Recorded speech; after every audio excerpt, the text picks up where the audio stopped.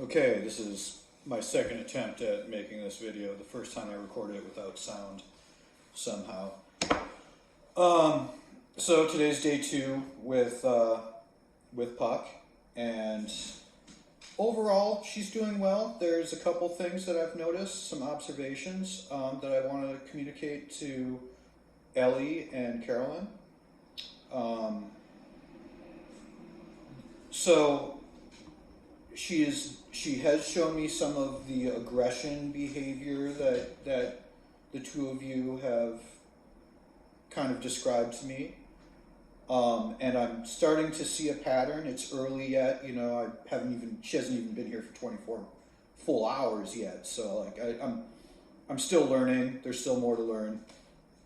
But so something that I've detected, just a second. Arthur, here. Down. Good.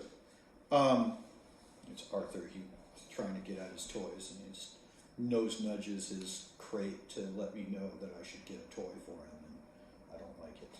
Anyhow, so one of the things I've noticed is that all the aggression that I've heard of so far, all the displays of it have been towards women. I had my girlfriend over here yesterday, and she was growling at Erin, and she even gave her a good sharp bark when she first walked in the door. I mean, it's nothing that I'm too worried about but I mean, it could escalate, and you got to be careful about that, and that's got to stop. So, like, I'm detecting an issue with women. Now, is it that she is distrustful naturally of women? That happens. It's more common for a dog to be more distrustful of men, but the opposite happens. It could also be that she is trying to establish the pecking order, and she detects that she's in competition with the girls. So we'll see if I'm right about that. I'm not certain. I'm not, going to plant a flag in that just yet. But that's what it's looking like to me. She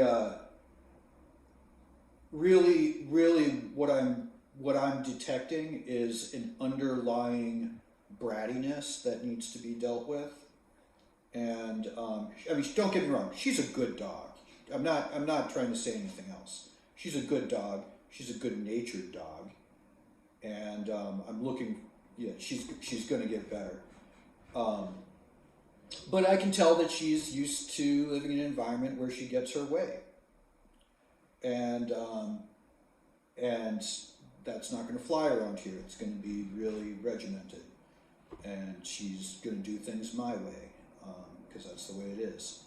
And I think it's going to do a lot of good for her to learn that. Another thing about the aggression, though, is something she was doing with Erin that I thought it's a little unusual, but not unheard of, is like once Erin sat down and Puck still had her, I was letting her run free inside the living room. She'd go up to Erin and kind of rub up against her like a cat and put her head down. And then if Erin made any move to touch her, she would start growling. Which,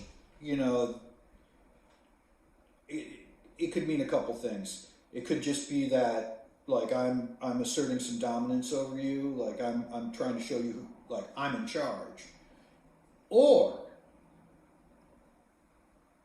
she could just be a vocal dog who makes dog sounds when she's happy, or some combination thereof. In either case, I think the solution is going to be teach her that kind of vocalization out of human being is just not what we want. Like, don't express yourself that way. and we'll see.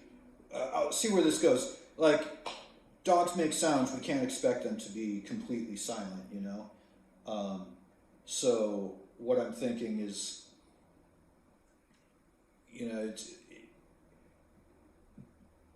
dogs can sound intimidating, even though they don't mean anything intimidating about it. Arthur here, when he plays with other dogs, there's lots of growling and snarling, but it's not.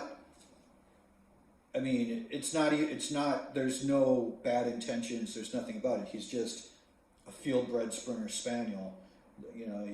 These bird dogs are like the dumb jocks of the dog world, and that's how they play. So I'm gonna keep my eye on that, and I'll let you know more. Another thing is she came here with a limp, and it looked like her front right paw was giving her problems. I'm hoping that's what is going on here. I inspected her paw real closely and touched every toe, gave everyone a gentle squeeze to see if I could get a pain reaction from her. Nothing.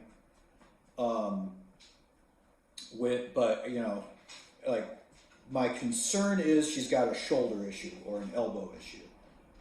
But I don't think that's the case because her nails are really long. And something that can happen when the dog's nails get too long is when they take a step forward, the tips of their nails press down on the ground, and the whole nail gets shoved back into their toes. And it can become very uncomfortable for the dog, especially if they're walking on an unforgiving surface like concrete. And so I trimmed her toenails, and that was no fun. She didn't like that at all, but I'm proved myself more persistent than she is, and we got it done. Her nails are quite long, and the quick has grown quite long, so I couldn't go real far. So over the course of the board and training, I'll be every other day basically taking the Dremel tool and touching it to her each toenail and kind of desensitize. I'm gonna, at the same time as trying to train her the quick of her nails to go back without causing her pain. Obviously, that would be very counterproductive in desensitizing her to getting her nails done. But that's the second thing, is I'm trying to desensitize her to getting her nails done. So that is the day 2 report, beginning of day 2. We've got a lot of work to do today. We're going to be working on a lot of, basic obedience things. Sit down, whoa, hear, heel, place, kennel. Her potty command is coming along. Either somebody's worked on it before with her. She's doing real good with the potty command. Heel is pretty good. Could use some improvement. I haven't really walked her much at heel other than doing drills. But except for in tandem with Arthur, and honestly, Arthur was the bigger problem between the two of them because he gets competitive with the other dog and they start moving forward and I have to correct them. But more on that later. Yeah, we will, I will let you know. There will be another report tomorrow, and hopefully I will be more concise. All right, bye.